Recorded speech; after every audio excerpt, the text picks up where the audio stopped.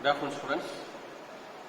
Today's class we are going to discuss about various special machines such as planing machine, shaping machine, milling and drilling machine. So today's class we are going to discuss about the construction and the working principle of these special machines. First, let us see our shaping machine. So the entire shaping machine, the various parts in our shaping machine are base, column, ram, tool post, clapper box, bed and the cross line. So these are all some of the various parts in our shaping machine. The shaping machine is made up of cast iron. All the parts base, column, ram are made up of cast iron. The workpiece is fixed in the bench vise and the bench vise is tightened with the help of the T-slots by using T-bolts. So we can, this is the bed and this is our bench vise. Our bench vise is fixed with help of the T-bolts and the workpiece is fixed in the bench vise and the tool is fixed in the tool post. Our shaping machine works under the principle of quick return mechanism. As the name implies, quick return mechanism. So while going through the forward stroke, the metal will be removed from the workpiece, whereas during the return stroke, the metal won't be removed from the workpiece. So to overcome the difficulty, the forward stroke will be slower, whereas the return stroke will be coming quick. The tool post will be coming back quick. Hence it is called as a quick return mechanism. Here, the ram can be controlled by using this. Here, this is our tool post, this is our clapper box, and this is it can be just rotated. This spiral base can be rotated. For example, if you like to go for a V turning, we can rotate the tool post. And we have here, we have our quick return mechanism procedure.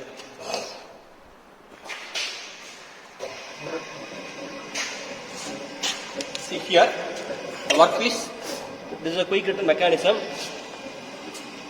While doing the forward stroke, the tool will be moving slowly. While coming back, the tool will be coming at a very quick, fast.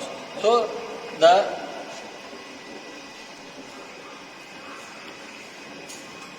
this is used for making phasing operations, for making the V-cut. We are going for our planing machine. So in this case, the very important thing is, in our shaping machine, the tool will be moving, whereas the workpiece is stationary. The workpiece is fixed, whereas the tool will be moving in case of our shaping machine. Now let us see about our planing machine. So this is our planing machine. In our planing machine, now we are going to see what are the various parts in planing machine. This one is called as the base. This one is called as a table. This one is, these two are columns. Two columns is supported. And this is called as our cross slide. This is our tool holder and this is tool post. Here, the bed, the base, bed, column, all made up of cast iron. Here, the bed is made 2 times than that of the table. The workpiece will be fixed on the table by using T-slots.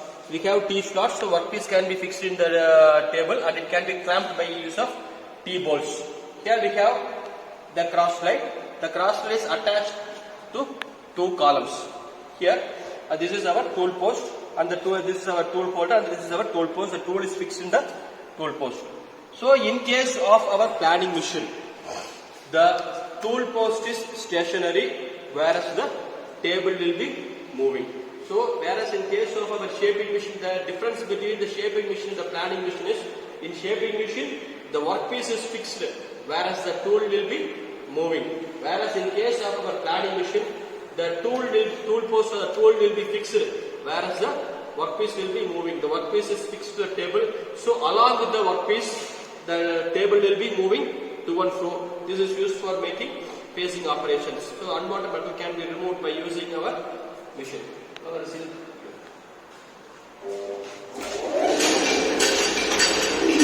Now see, the bed is moving, whereas the tool post is fixed. So here the power is transmitted from the motor to the drum, from the drum is transmitted from the motor, the power is transmitted to the pulley, and the drum, flat drum and the pulley is coupled with the strap, so the power is transmitted to the drum, and from the top of the drum, the power is transmitted to the bottom side using a flat belt. This is called as a flat belt. So it removes the bed. Here, workpiece is fixed in the bed. We have teeth slot and the workpiece, the vice is fixed using T-bolt. This is our tool post. Our tool is fixed to the tool post. In this one, the table or the workpiece will be moving, whereas the tool post is fixed. Now, let us see our milling machine. So what is the usage of the milling machine? The milling machine is used to make gear wheels. So this is an example for our gear wheel. It is an example for a spur gear.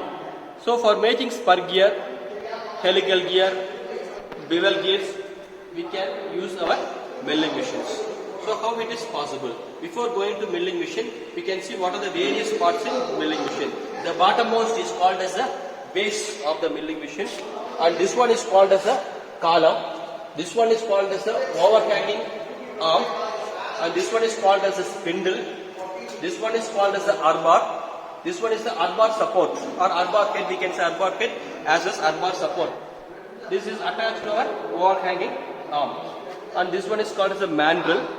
This is our workpiece, this is our milling cutter.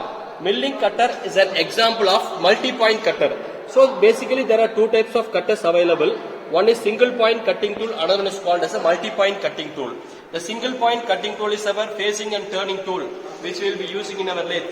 Whereas multi-point cutting tool is our milling cutter, and this is used for making gear wheels of various shapes and dimensions. This is our table. This is elevating screw. This one is called as a knee. This is called as a knee. This is called as elevating screw, and this one is called as a saddle. So once again, let me repeat. The various parts in milling machine are base, column, overhanging arm, elevating screw, knee, saddle, and the table. This is called as a dividing head, and this one is called as a indexing plate. This is called as a dividing head, and this is called as a indexing plate. This is the arbor. The cutter is fixed in the arbor, and the workpiece is fixed in the mandrel. This mandrel is fixed to the dividing head. So when I am rotating this index plate, automatically the mandrel will be rotating, so that the next portion will come into control for making gear wheels. So the gear wheels distance is determined by using our mandrel, by using our index plate. This is our dividing head. This is the working principle of our milling machine. So milling machine is used for making gears such as spur gear, worm wheel, bevel gears, helical gears, etc.